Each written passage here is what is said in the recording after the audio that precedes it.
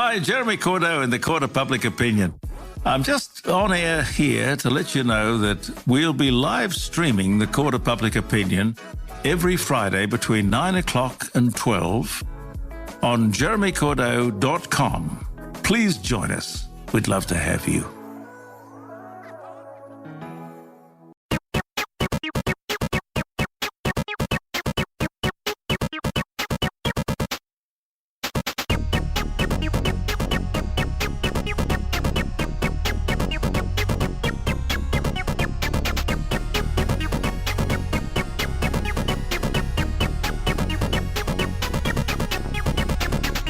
Hello, John Paul.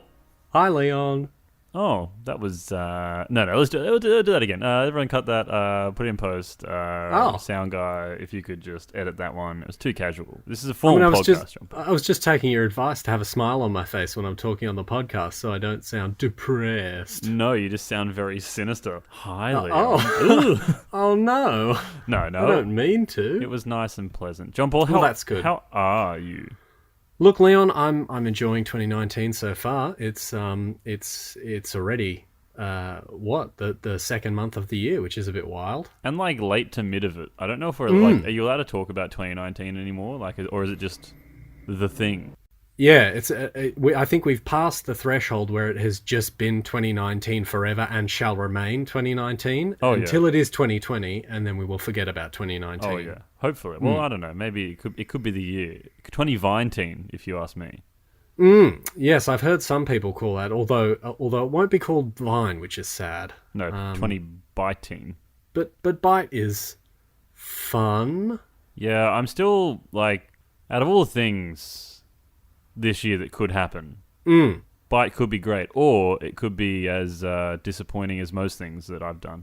Yeah, or, the apocalypse could happen, so, And we could film it on Bite in short 7 seconds. That's right, a 7-second apocalypse, and everyone will just think it's hysterical. 7-second apocalypse sounds like a metal band or a weird art house film.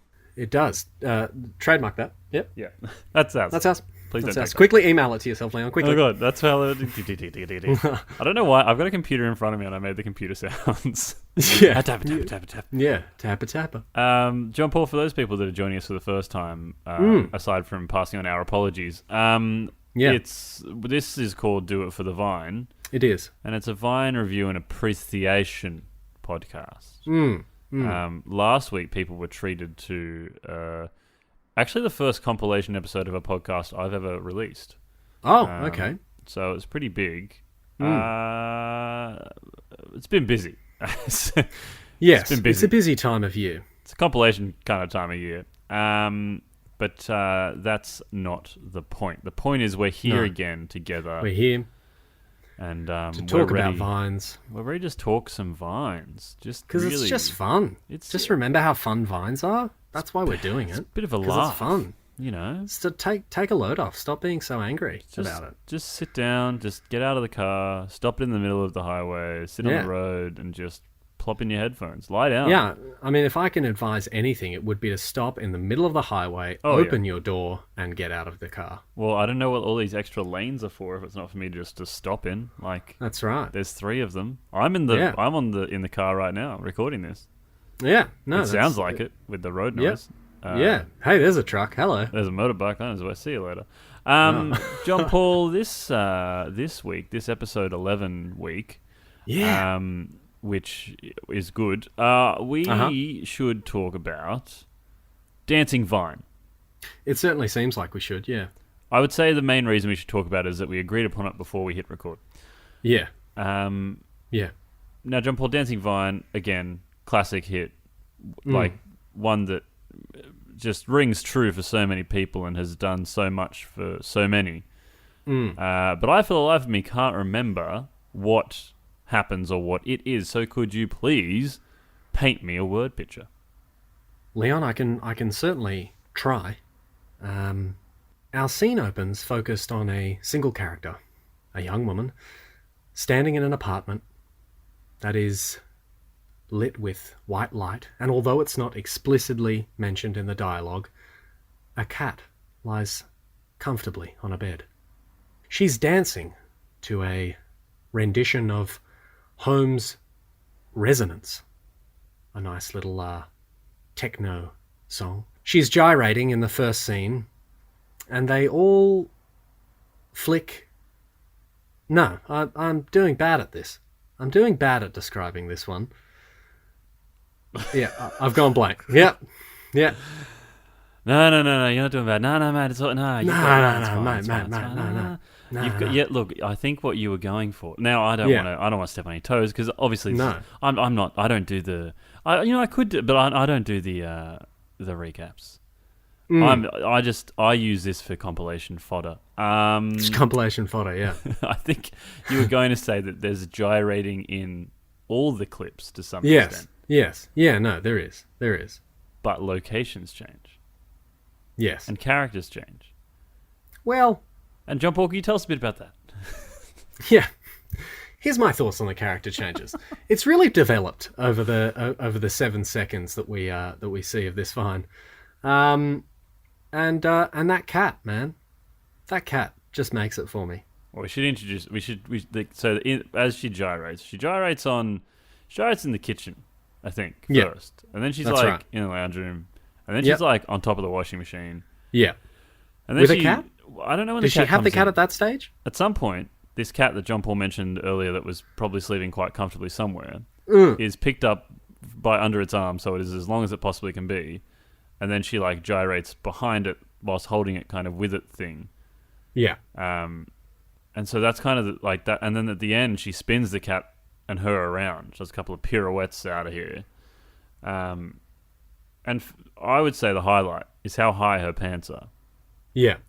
So that is probably the best word picture that we've ever painted. It's certainly one of them. It's definitely the 11th one that we've done. It's the best derailed word picture that we've ever done. It's the best team effort of a word picture. Yeah, no, absolutely. We definitely jumped in. We collaborated on that one. Oh, yeah, it's all about collaborating. Yes, and. Oh, yes, for sure. But so the vine, that's what happens. Dancing, gyrating, pants are high. There's a cat involved, and there's a cat involved. That is just very happy about the whole situation. Yeah, John Paul, I think that if the pants weren't that high, the vine would not be nearly as funny. Okay. So you think it comes down to the pants there? I think the pants are the main instigator in the comedy here. I think the costume department deserves a special award. Some kind of Oscar nomination, because as I tell students at school, the costume is the last thing you should add on to a character. Create the character and then add the costume at the end. Okay. Obviously, she was very certain of the character that she had, and she went, all I need to do is just hike these pants up. And she would have gone too high, she would have gone too low, and then she would have been like, I'm just got to work out the perfect pant height for comedic effect. And she did. Right. She's hit it on the head. Now, for me, it wasn't so much the pants. Okay. It was the gyration. I really am struggling to say that word. It feels weird. But anyway, there was the movement in the dance. Yes. Is so similar in every single scene. Yes. Only the angles sort of change. But in like the third or fourth cut, suddenly there's a cat there. And that is what I find so funny. Also the face. The face doesn't change. Like it's still just a blank face while she's moving around. So deadpan face think, whilst gyrating. Yeah.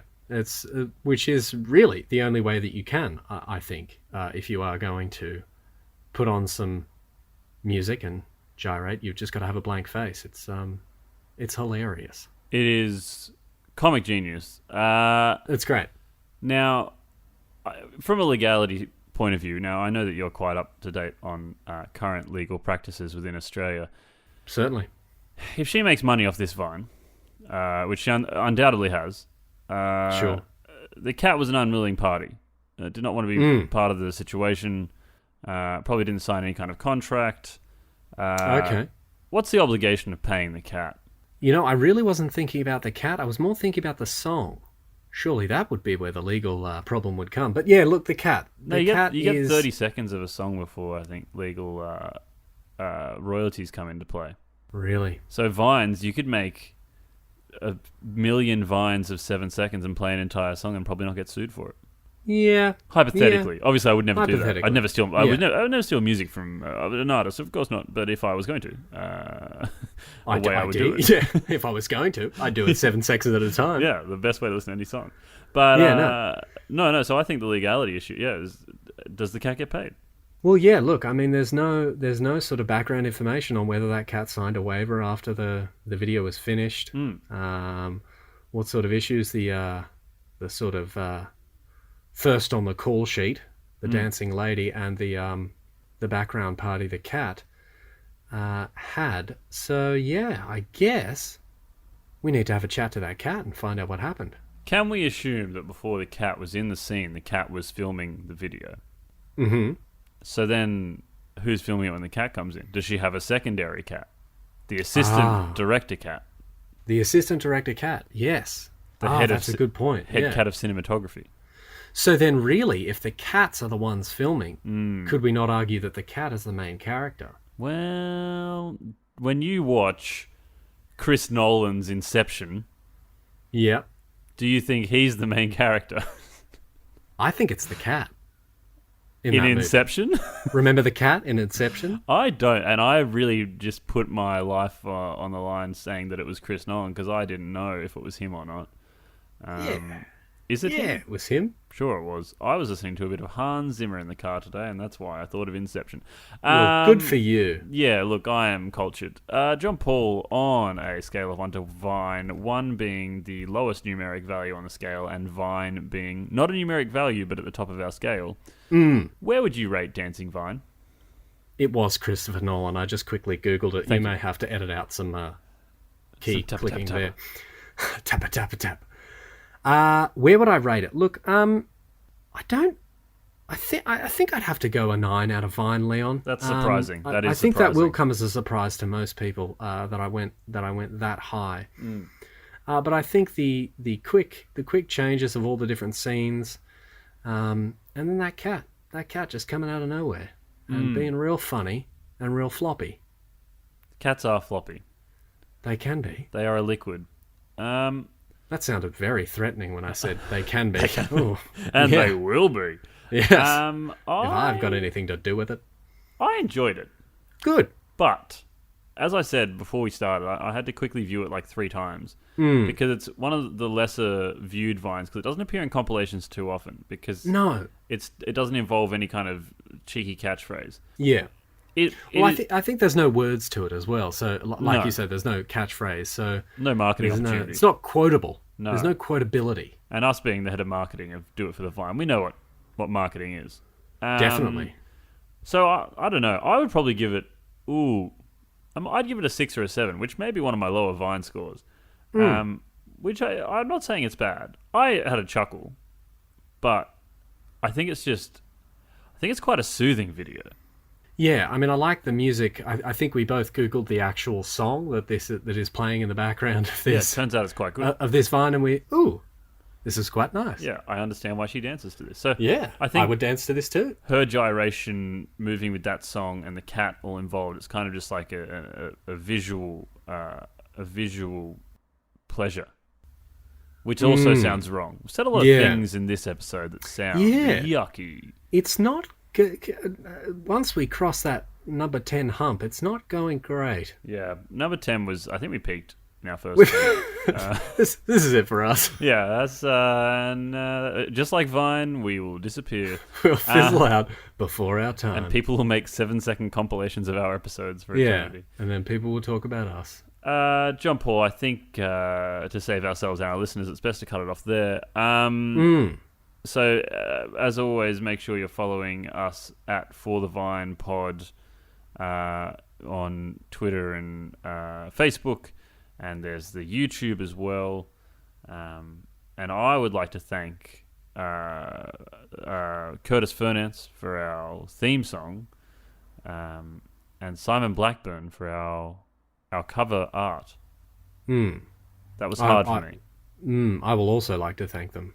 Yes, the second thanks.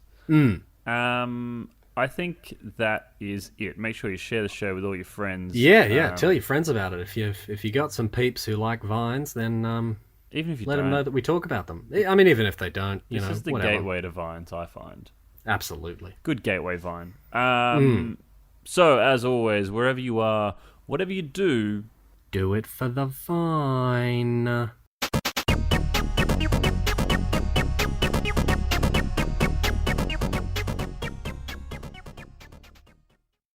Hi, Jeremy Cordeaux in the Court of Public Opinion.